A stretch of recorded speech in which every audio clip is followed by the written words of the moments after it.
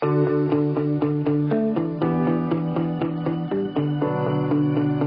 and welcome to Better Business Podcast. My name is Alexi and I'm your host. And I'm always looking for great people to interview. And today we have a very special guest, Liz Carter. Hey, Liz, how you going?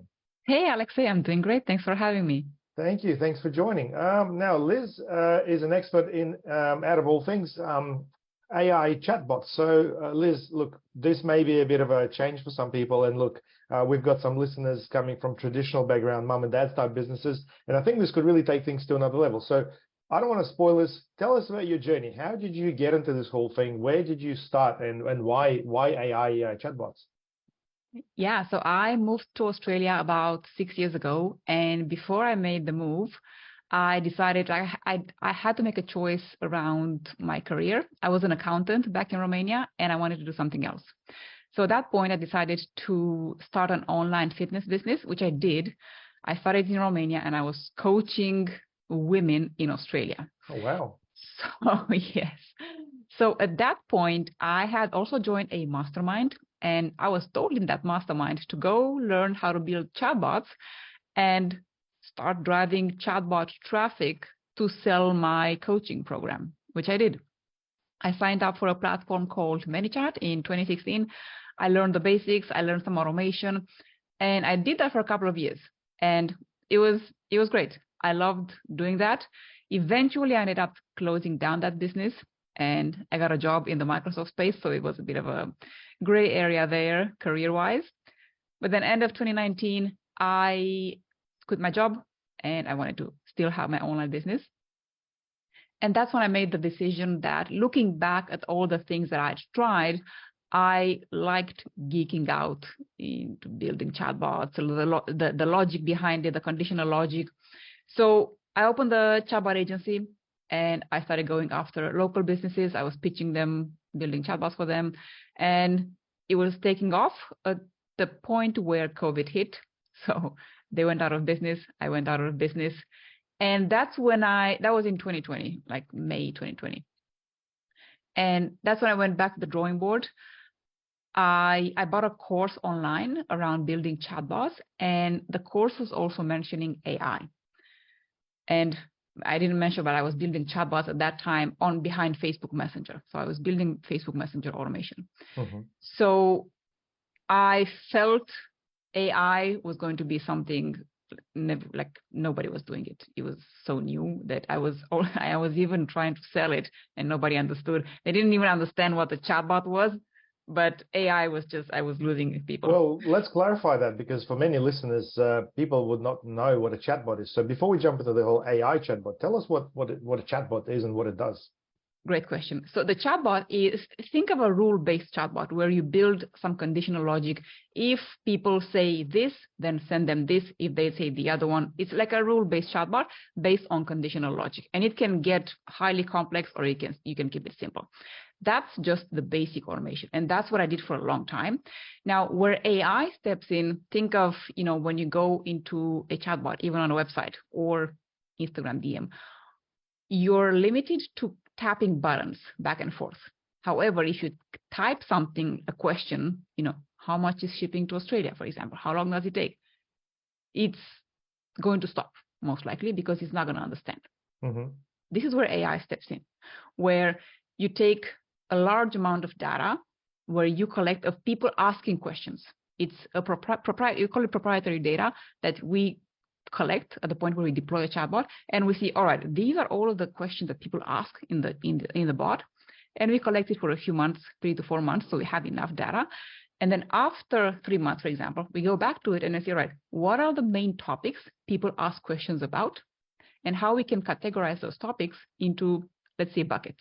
Mm-hmm. So one may be about pricing, one may be how does this product work, how is shipping, order tracking, and let's say we get 10 topics out of this. Then how AI works, and we've been using so far Google's AI, which is Dialogflow. How AI works is we build 10 topics, and then we take each of those training phrases that people have asked, and we add it to each topic. And the more training phrases we give it, the better it gets at understanding that particular intent or topic. So at some point when you've given it enough data, even if you go in and misspell or write messy, it's going to understand what you're asking, and it's going to reply in context. That's basically AI. So basically, where a traditional chatbot was more conditional logic, where you'd probably preload information based to your frequently asked questions or something like that. Here you are essentially training the chatbot to understand the different patterns of communication. Then you can categorize it across the different sections. Okay, that makes sense. Exactly. Yeah. So, and how does this specifically help the business? I mean, I understand this may be a very broad question, but I do see those chatbots popping up every now and again, certain websites. And look, on some websites, I must say I absolutely hate them because you click on it, it can't give you the answer. You can't find contact buttons, really annoying and irritating. Yep. But on other websites, you are talking to a real person, or at least you feel like that. So yep. How does that help businesses? I mean, if we're talking about, like, let's say an online store or your mom and dad's, let's say, tradie type business, how can that help? Well, think about all of these online businesses also have an online presence. So we're not necessarily talking about chatbots on websites, although Instagram DM and Facebook Messenger can fire from a website, but we're mainly talking about automations behind these two social channels, Instagram DM and Facebook Messenger. Mm-hmm. And it can get a lot more complex. So for example, it's not just people going to DM the page, like straight up, because maybe not many people go to DM. But you have many other ways of pulling people into a chat funnel, which is what we call it. So let's say you put up a story and you tell them, hey, DM us the word quiz. When they type quiz and they send it, an automated conversation starts. And the chatbot, and this is just purely automation. It's not AI. There's nothing, but it does a fantastic job if it's built correctly. So let's say somebody replies to a story, quiz, the chatbot takes over, asks, let's say, 7 questions, understands the interests, and then based on those interests, is able to recommend something that's relevant for that user. And maybe at the same time, give them a coupon that expires maybe in 24 hours and get them to purchase. And if you want to take it even further, even build in the sales logic for this chatbot to, if this user has been presented with an offer and they haven't purchased in the next 24 hours or 48 hours, is going to attempt to start the conversation and figure out why they're not buying. Maybe they need more value. Maybe they have a question. Maybe whatever it is going to try to solve it and lead them to a sale. Yeah. Well, guys, if you listen to this and this has gone over your head, let me just try to clarify this a little bit for you. So essentially what you can use a chatbot for is to actually qualify a lead further. And Quiz is obviously doing, is one of the ways to do it. If you ask people certain ways, you actually warm that person up and qualify them along the way, which can then bring them to a point of sale or a conversation that is more transactional. And then from there, what Liz was saying, you could actually have a coupon that would specifically connect to that purchase. And that would have an expiry date to create extra urgency. I think that's very smart. And that's just one of the ways. For example, let's imagine you run Facebook ads, right? And a lot of online, especially if you're selling a physical product, but not necessarily, you may sell a course or something else. You may get a lot of comments. Like we have clients that get hundreds and thousands of comments on their ads that go unanswered. So now think about somebody now comments on your Facebook ad and they instantly get a DM sent that very second. And the chatbot says, hey, Alexei, thanks for commenting on our ad. How can I help you? And then they have a few different options. Learn more about the product, claim a discount, check where your order is, because a lot of times somebody comments, where's my order? And that's how you give people instant value, potentially drive some sales, maybe collect their email address to start nurturing them afterwards.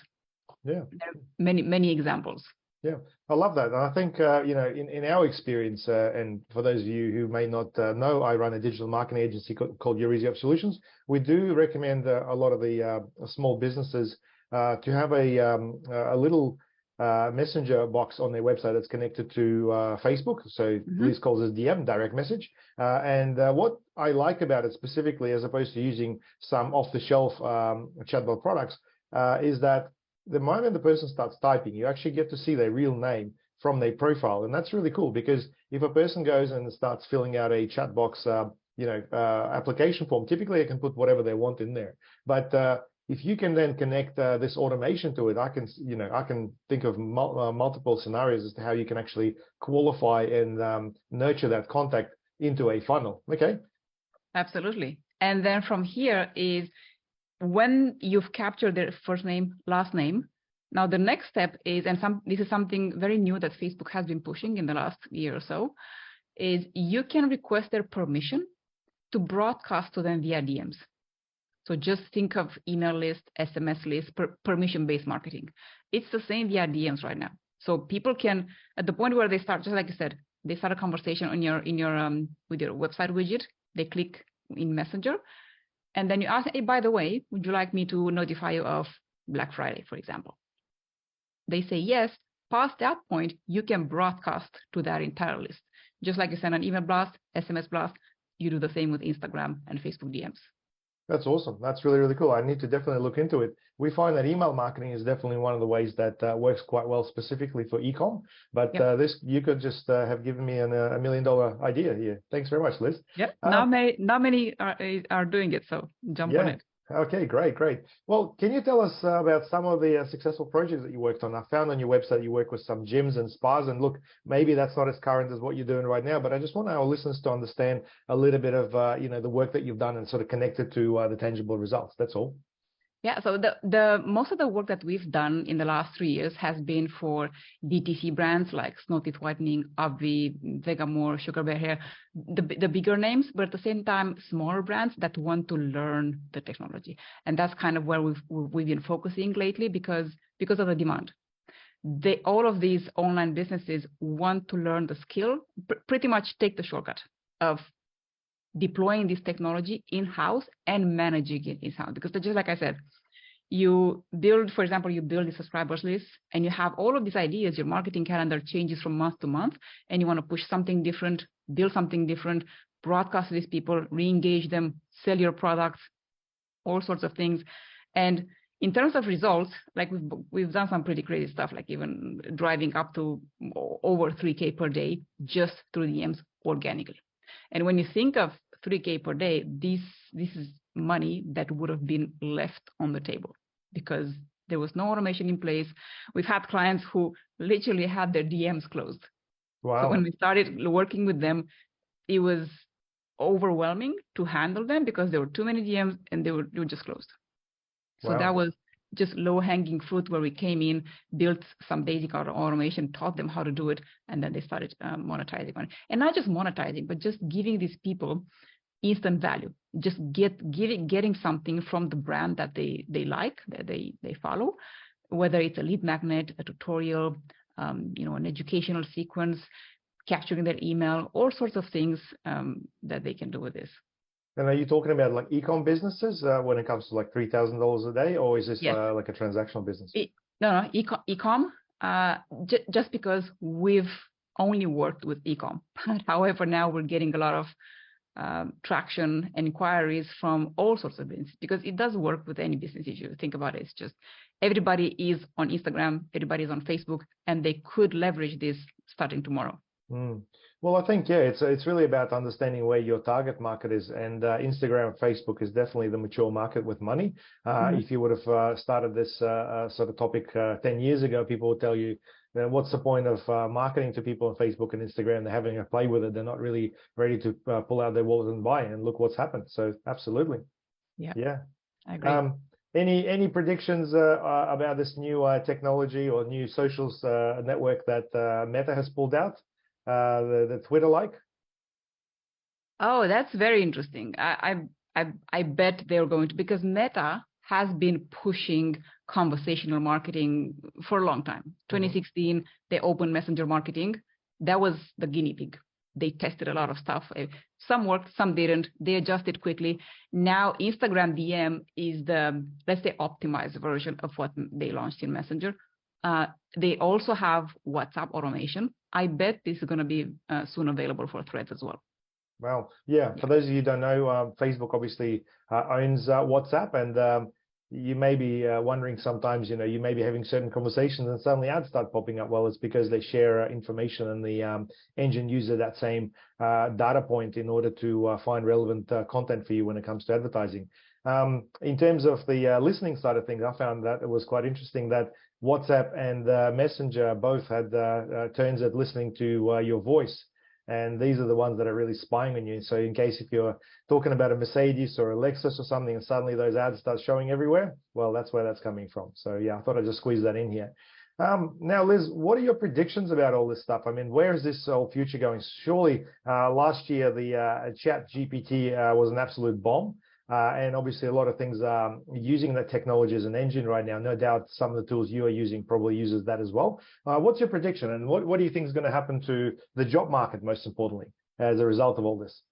It's funny because a lot of people are scared that AI is going to take over their jobs. But in my prediction initially is that not AI is going to take their job, but a human who learns how to use AI. That human is going to take their job. So we're at the point where, whether we like it or not, we have to take on AI in as many areas of our lives as possible, because it's here to stay. There is no way this technology is going to be reversed or it's going away. It's just going to get better and more accurate with time.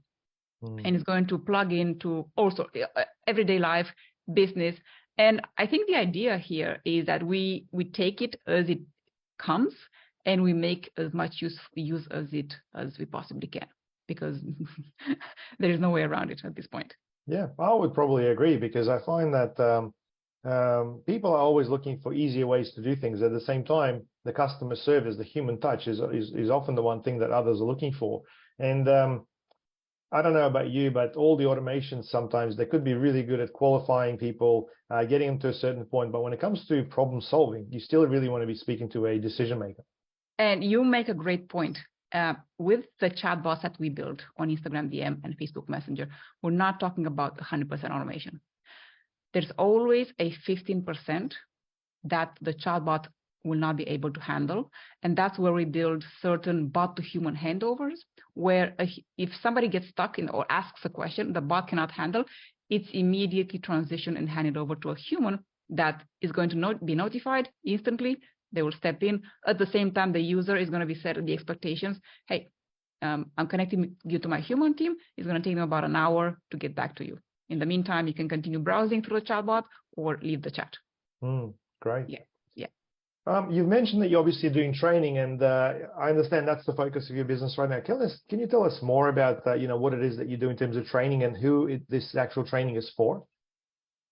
So for a long time, probably since 2019 until early this year, we only offered a done-for-you service. We went in and we built it out, deployed it, optimized it, and then scaled it, and then handed over as a project. Now, what happened was that I got a lot of queries on my sales calls, talking to leads, around training their in-house team on how to use the technology. And we didn't have anything in place at that point. At the same time, I've had clients we finished projects for come back to us asking for tweaks, update, because they didn't know how to maybe change some copy here and there. So that led me to understand that the market now wants to learn the technology, especially those ones who are ahead of the curve. And they understand that sooner or later, this is here to stay. We have Instagram, Facebook, they're not going anywhere, which means DM automation is just going to take over. So we've pivoted towards becoming an educational piece for these businesses, where they join our program, they get access to our internal chatbot training, and we work one-on-one with them, not only to deploy a chatbot system with them together, but teach them how to do it, like how to think in terms of strategy. We're going to build a strategy initially for them, but as we build it and we work with them, they're going to learn the thought process. They're also going to learn the tech behind it, the technology. They will have access to a dedicated account manager, like a chatbot developer, that will answer any questions they have, help them troubleshoot, test, scale, optimize. And past the point of 4 months, which is what the program length is currently, they should be able to do this on their own and have an in-house team that handles chatbot marketing. That sounds amazing. So where can people go to find out more about this? Is there a website, or how can they contact you about it? Yes, our website is getgrowai.com, or they can reach out to me via LinkedIn or Twitter. If they look up Liziana Carter, they're going to find me. No worries. I'll make sure to include the links at the bottom of this recording. And look, we are also on YouTube as well. I'm recording this through video as well, just to make sure you got a bit of a visual. But I do know that quite a few people prefer to listen to our podcast using Spotify and so on. I don't blame you guys. I like to listen to things and drive. But I'm pretty sure if you get a chance to watch this, you'll probably connect with Liz a little bit more. She's a bubbly individual. And you're located on the Gold Coast, right? I am, yes. So why Gold Coast out of all places? Why not? Well, it's a beautiful place. I used to live there back a while ago, but to be honest, it's way too laid back for me. So I don't know how you managed to work there. Oh, look, I'm literally on the beach. Like I'm right on the beach. It's a funny story. I saw a photo of Surfer's Paradise back in 2015 and on Google, and that was it. So obviously that was not it. It was a long process to get the visa and everything, but I love it. I wouldn't move anywhere anytime soon. Just recently, I watched the Arnold documentary, and it was quite interesting how he was talking about the whole goal setting and getting there as well. And he used images like photos of bodybuilders and places to actually get somewhere. It was quite fascinating. It's quite fresh in my mind because I literally just finished watching it a couple of days ago. Have you seen it?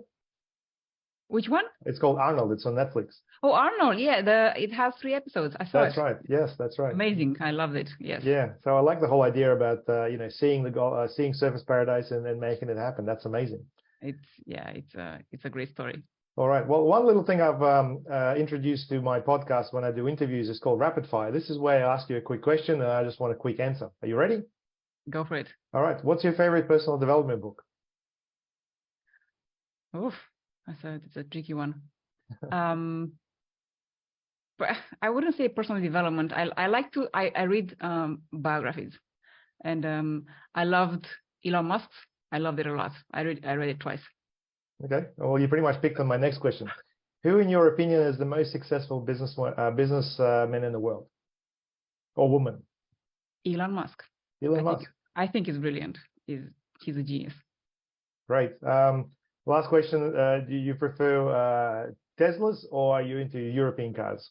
Oh, I'm going after a Tesla. Excellent. All right. Well, Liz, thanks very much for finding the time. Hopefully the listeners have learned a lot about what you do. And look, AI chatbots is such a huge topic. I think you guys definitely need to research this to understand how it can complement your business. I think if you can automate at least 20% of what you do from that day-to-day monotony, you guys will be making some serious dollars, especially if you're in the e-com space where a lot of things are already automated. Definitely check out Liz's profile. I'll put in the links under my podcast descriptions. And I look forward to connecting to you in the future. And if you found this episode interesting, make sure you share it with your friends, colleagues, or anyone else you may find interesting. Thanks for your time, Liz. Thank you, Alexei. Speak soon. Chat to you soon. Bye-bye.